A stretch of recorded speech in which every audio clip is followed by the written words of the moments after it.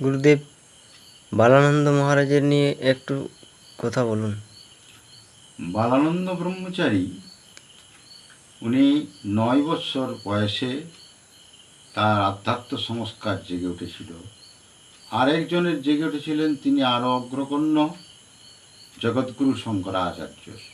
জগৎগুরু শঙ্করাচার্য 9 বৎসর বয়সে বেরিয়েছিলেন, আর বালানন্দও 9 বৎসর বয়সে বেরিয়েছিলেন। বালানন্দ যোগী আর জগৎগুরু শঙ্করাচার্য যোগ জ্ঞান সব রকমের। বালানন্দ জ্ঞান যোগী এবং তিনি জ্ঞানীয়। দুজনের মধ্যে এত সাধকের মধ্যে দুজনই মাত্র 9 বৎসর বয়সে বেরিয়েছিলেন। তাদের সংস্কার 9 বৎসর বয়সে জেগে উঠেছিল। একই সময়ে তারা বেরিয়েছিলেন। আর যত মহাপুরুষ সাধক আছে আর কারকে দেখা যায় না এরকম। এনাদের 9 বছরেই এত বড় সংস্কার জেগে উঠেছিল।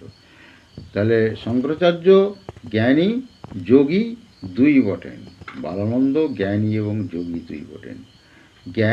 জ্ঞান যোগ হলেই তো পূর্ণজ্ঞান হয়, কারণ সবই যখন সে নিজে হলো পূর্ণজ্ঞান হয়।